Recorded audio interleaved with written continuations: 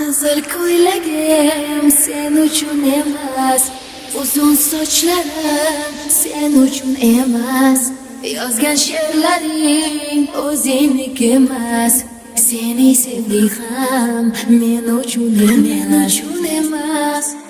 Senga bergan savolimga javob bermaysan, hech bo'lmasa telegramdan yozib qo'ymaysan. Menga qarab nega yolg'on